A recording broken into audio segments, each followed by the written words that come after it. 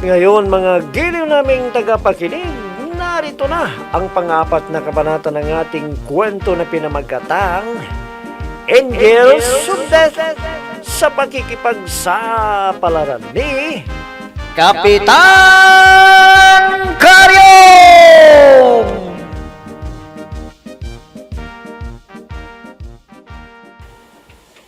Sir, sino ang sinasabi ninyong nagreklamo sa akin?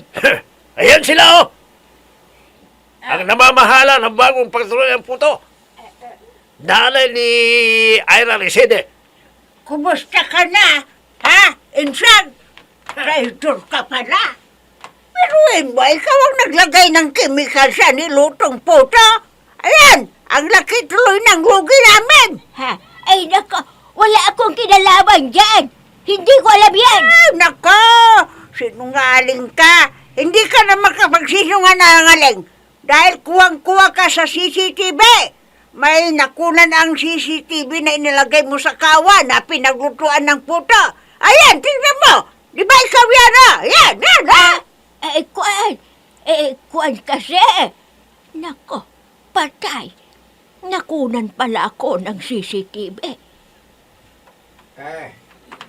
Talagang hindi na kayo nagbabaga na problema sa barangay ka. Ngayon, titiyakin kong mabubulok na kayo sa bilangguan. Kasama sila kagawad asyong ang kagawad adong na yun. Kapitan, wala akong kinalaman dito. Huwag ninyo akong idamay. Ay, nako, mananagot kayo sa Angels of Death. Baka akala nyo. Inchang, mas mabuti pa kung umamin ka na sa amin. Sabihin mo na kung sinong nag-utos sa'yo na gawin yan. Kuan, wala nga akong alam sa ibinibintang ninyo sa akin. Wala! Ang mabuti pa, magkipagtulungan ka na sa amin, Inchang. Sabihin mo na ang totoo para gagaan ang kaso mo. Kung hindi mo sasabihin, kung sinong nag-utos sa'yo, susunod mo ang kasalanang isasampan ng kooperativa sa'yo. Kaya kung ako sa'yo, magsalita ka na. Umamin ka na. Dahil alam na namin kung sino ang nag-utos sa'yo. Kap, wala akong maalala eh. Wala talaga akong alam. Ganun ba? Gaya-gaya ka ng sagot ng kwan na yun. Iniimbestigan nila sa Senado. Sarinta! Sir! Pairam nga ng baril mo. Kap! Dahil ayaw magsalita ito eh. Sige. Kaya mas maganda siguro kung patayin na lang ang pangit na matandang ito. Sige, Kap. Ito yung baril ko. Lagyan mo na lang ng silencer para hindi nila marinig masyadong putok. Sige. Babarilin ko na sa ulo para mamatay na kaagad ito. Salot ito sa lipunan eh. Kap! Bakit? Nako, naalala ko na pala. Huwag mo lang akong barilin. Sige, sasabihin ko na sa iyo kung sino ang nag-utos sa akin. Sasabihin ko na!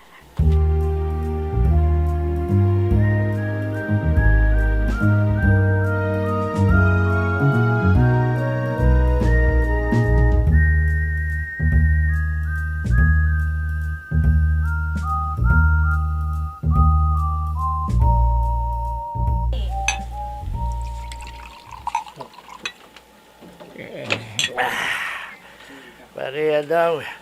Ikaw rin, para maubos natin itong isang buti ng aral. Magbubukas na naman tayo ng isa, ha? Oo, pare. Nako. Ganado akong uminom kapag masarap ang pulutan. Oo, pare. Alam mo, masaya ako ngayon. Kwan. Ako rin pare. Masayang-masaya dahil nagtagumpay tayo sa sabutahin ng proyektong pangkabuhayan nila. Kapag nabenta nila yon pare, nako, sasakit ang tiyan nila. Tapos mapapadalas ang pagbawas nila at iimbestigahan na ng otoridad dahil sa nasira ang tiyan nila. Tapos malalaman nila nga dahil sa pagkain nila ng puto na ginawa sa kooperatiba, hindi ba? Oo, di ba? Kapag na-discover nila nga ang putong gawa sa kooperatiba, anong mangyayari, pare? Natural. Ipapasara nila. Oo. Hindi ba? Ayos, pare. Makakaganti na tayo sa kanila. Oo, pare. Maalas lang nila eh. Dahil mas mautak tayo kaysa sa kanila. Pare, may dumating na pulis. Ewan nga. Bakit kaya sila nagpunta dito? Ah, Kagawan na siyong! Kagawan na daw! Mga pulis kami! Aba, hindi pa masyadong malabo ang mga mata namin. Alam namin na mga pulis kayo. oo nga naman. Malinaw pa ang aming mga mata. Ano bang kailangan ninyo? Kailangang sumama kayo ng matiwasay sa amin. Dahil kung papalag kayo, mapipilitan kaming kalagkarin kayo. Sandali lang sa rin to. Bakit nyo kami hulin? Nasa loob naman kami ng bahay. Wala kami sa labas. Ang pinagbabawal alam ko yung mag-inom mo sa labas. Nasa loob kami. Siya, gusto mo, siya mo pa. Ayan, oo nga naman sa rin to. Oo. Nasa loob kami ng bahay. Tama. Hindi kami nagiinuman sa labas. Alam niyo sa rin to. Pangaharas na yung ginagawa niyo eh. Sinong nagutos sa inyo? Si Kapitan o bayaw yung Vice Mayor? Wala silang kinalaman dito. Basta sumama na kayo at doon na kayo magpaliwanag sa presito. Sige, subukan ninyo. Kundi maghahalo ang bala sa tinalupan. Ganun ba, ha?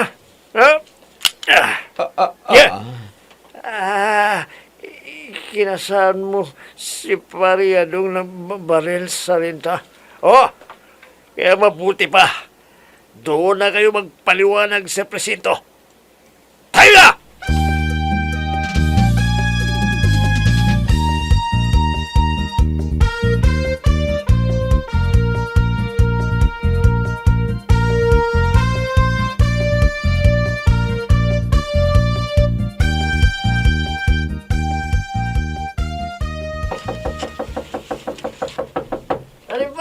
Palimbay! Pulsa mo itong pinta, pare! Palimbay! Dali lang, nandyan na.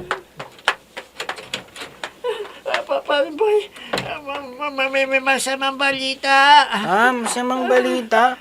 Anong masamang balita sinasabi mo? Pare, si Kagawa Gasyo at Kagawa Dadong, inuli ng pulis. Ha? Bakit sila inuli? Anong kasalanan nila? Hindi ko alam, pare. Basta nakita ko sila, pupunta ang mga pulis sa bahay ni Kagawa Dadong. Tapos, kitang-kita ko na kinalaga silang dalawa ng mga pulis. Kung ganun, delikado, pare Bunjing. Baka isinuplong na rin tayo ng ninakawan natin. Kaya dapat lumayo muna tayo. Saan tayo pupunta? Bahala na, basta. Lalayo muna tayo dito. Baka biglang may pulis na humuli rin sa atin dito. Sige na, Bunjing, mag-impake ka na ng mga damit mo para makalayo na tayo bago tayo huli ng mga pulis. Ay! Naku, ano yun? Ang cellphone ko nagli-ring. Ha? Si Lola Ensyang tumatawag. Sandali at sasagutin ko, ha. Hello, Lola Ensyang. Bakit ka tumawag? Boy, tulungan mo ako. Delikado ang lagay ko dito. Ha? Ano? Bakit, Lola, anong nangyari sa'yo? Nasaan ka ngayon? Nandito ako ngayon sa pulis. Hinuli nila ako. Kaya maghanap ka ng abogado na tutulong sa akin. Ayaw kong makulong ng matagal dahil baka ikamatay ko na. Ano? Naku, Lola, malaking problema. Magtatago rin kami sa polis. Baka huliin na kami ni Bunjing.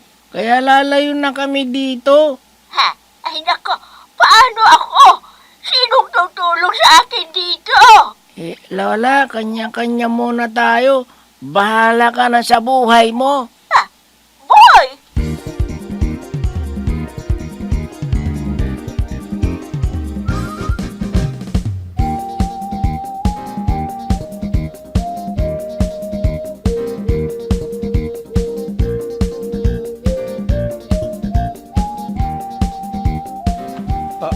Pare, anong gagawin natin ngayon?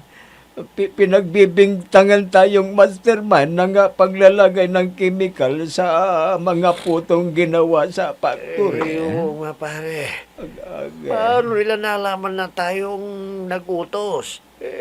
Paano? Ayan na yung Kumanta na yung inutusan ninyo. Kaya hindi na kayo makapagkakailang. Sa Sarinto, sino yung sinasabi ninyong inutusan namin? Si Insyang. Ano? Si Insyang. Nako, walang katotohanan yan, Sarinto. Oo, Sarinto. Tama ang sinabi ni Kagawad Asyong. Sinungaling yon.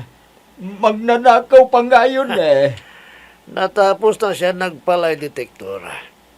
Nakuha na namin ang kanyang statement at kapani-paniwala. Kaya umanda na kayo dahil sa patong-patong na kasong isasampa sa inyo. Ano? Patay. Makabutin tayo ng Pasko dito sa kulungan, pare. Tulungan mo naman akong mag-isip ng paraan kung paano tayo maaabsuelto sa kasong ito. Pare, ano kaya kung tawagan mo si Sir Timprusio? Sa kanya tayo hihingi ng tulong. Ha? Naka, oo nga pala, no? Mabuti at naisipan mo yan, pare. Sige, tatawagan natin siya kaagad. Tatawagan natin siya.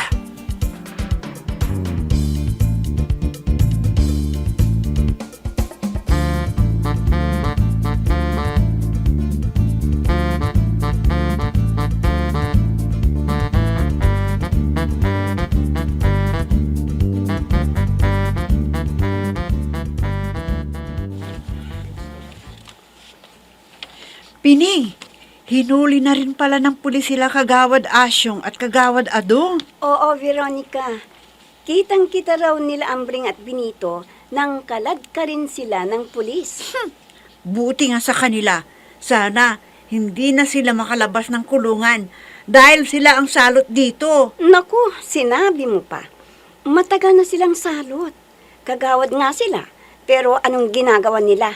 Lagi nilang sinisira ang mga magagandang plano ni Kapitan para mapaganda ang ating barangay. Kumanta na kasi si Aling Insyang eh. Sinabi na raw niya sa pulis na sina Kagawad Asyong at Kagawad Adong ang mastermind sa pagpalagay ng chemical na nakakasira ng tiyan sa nilutong puto sa factory. Magandang araw po sa inyo. Ay, Ha? magandang araw po. Ano po yun? Ano pong kailangan nila? Madam, magpapablatter po kami dahil nakabili po kami ng punto sa ginawa dito sa barangay ninyo, yung nanghingaluang punto factory. Ha? Anong reklamo po ninyo? Kasi, lahat ng nakabili sa amin ng puto na yun nag-LBM. Kaya, irereklamo namin ang faktoryan ninyo. Ano? Naku, patay!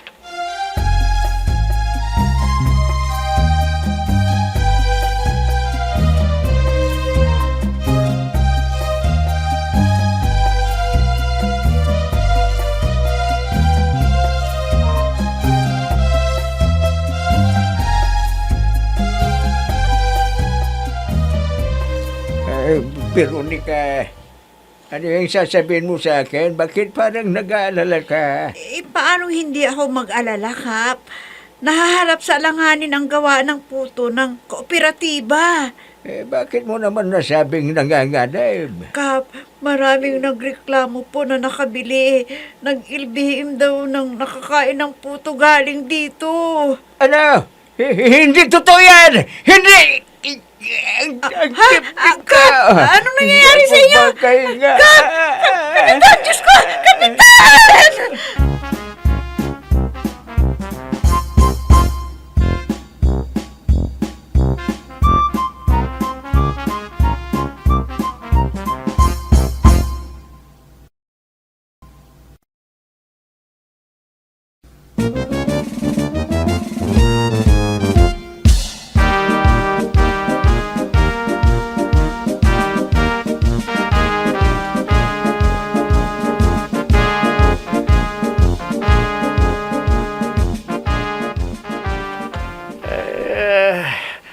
Ano ba naman ito?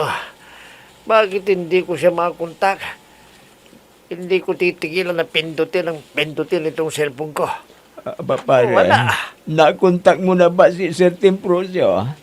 Sabihin mo na patulungan tayo sa Angels of Death. Oo, pare. Kanina pa ako pindot ng pinto dito sa cellphone ko pero unattended sa cellphone niya. Pare, pilitin mo siyang makontak. Delikado tayo. Baka sampahan tayo ng kaso. Oo, Hindi kapaga. Hindi man ko nipipindutin yan. Kapon talaga. Ito ko hindi na ako tumitigil sa kapipindot. Naglang mo. Nako. Sir Temprosyo, sagutin mo naman ako. Delikado ng lagay namin dito ni Paring Gadong. Pare, kinakabahan na ako.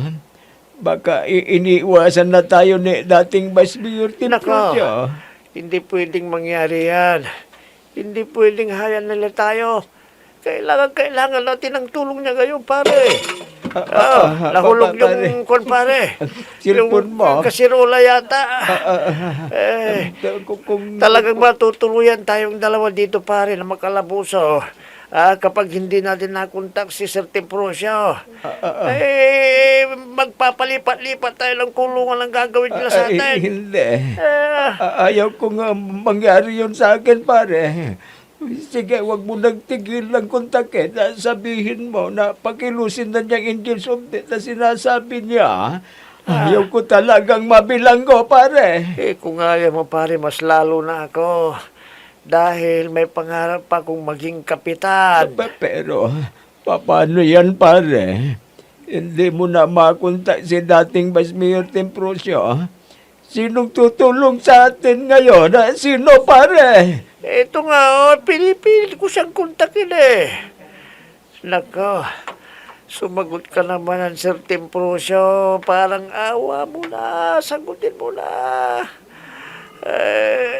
Baka may makapagpapicture sa amin dito, tapos ipupo sa social media. Nako, nakakahiya. Masisirang karangalan ko nito. Ayan, pare. Ayan, sa wakas magiring din. Teka, hello, Sir Temprosyo. Nandito kami ngayon sa pulis. Ikinulong kami, pinagbibintangan kami sa kasalanang hindi naman namin ginawa. Oo, sir, kaya tulungan mo naman kami, huwag mo kami pabayaan.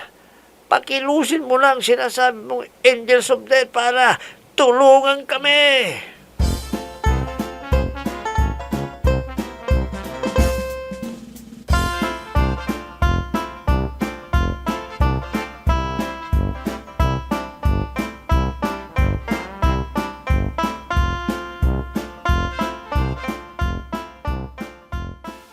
Ay, bakit kayo hinuli ng pulis, Kagawad Asyong? Anong balita?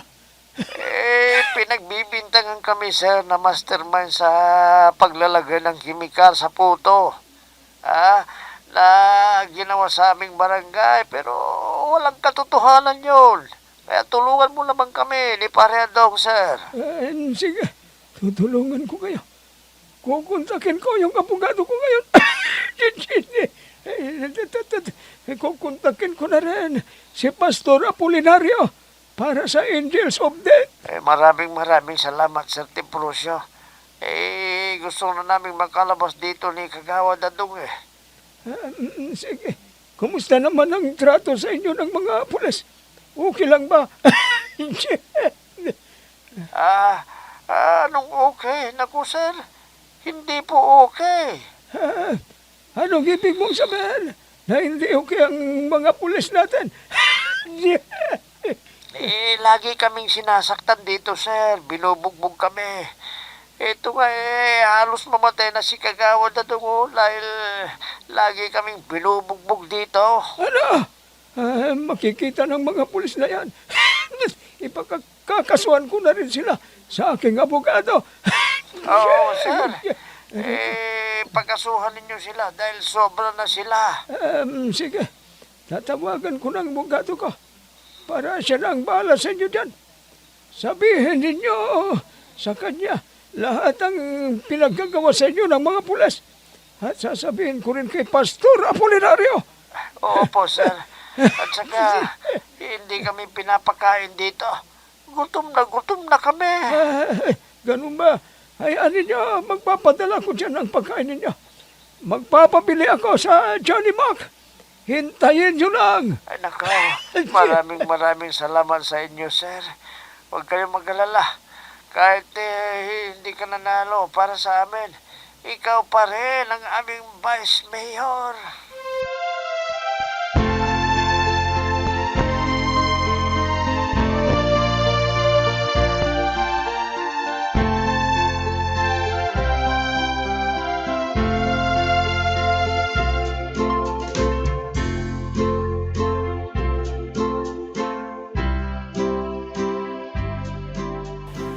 Ay, mga kapwa kung opisyal ng barangay, wala tayong problema ngayon. Kaya mapag-usapan na natin ng maayos ang problema sa barangay. Oo, Kap. Sa wagas, matatahimik na ng session, ano? Dahil kung nandito yung dalawa, talagang matagal ang usapan. Tutol lang tutol. Oo, sobra ng dalawag yun eh. Mabuti naman nahuli na sila ng pulis at haharapin nila ang kanilang kaso. Ngayon, ang pag-uusapan natin ay ang share na ibibigay ng kooperatiba sa atin. Dahil ayon sa napag-usapan namin na ibibigay, ibibigay nila sa barangay ang 10% na kikitain nila. Ano mo, magandaan ka ba? Pero may kahihilap ng tayo ang ganda pag nagkukuran. Tayo, maganda yan. Oo, tama. At maganda siguro, Kap. Maganda yan. Magdadagdag tayo ng waiting shed. Dahil tag-ulan na naman. Para may masisilungan ang mga pasaherong naghihintay ng basakyan. Tama yan! Tama yan! Bayan kami yan! Sipan mo yan! Tama yan! Anong masasabi ninyo sa mungkahin ni Kagawad Gusteng? Yan na ba talaga ang paggagamitan natin ang ibibigay ng pagturyang ng puto na 10%? Tutol kami dyan! Tutol ka! Paano sila nakalabang ng kulungan? Paano?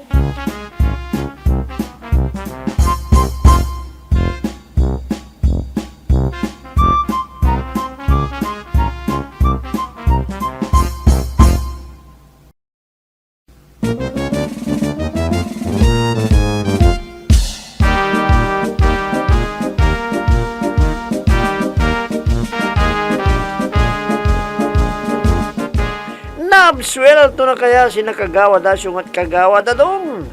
Mga mahal naming tagapakinig, abangan ang susunod na kabanata ng ating kwento na pinamagatang Angels of Death sa pakikipagsapalaran ni Kapitan Karyong!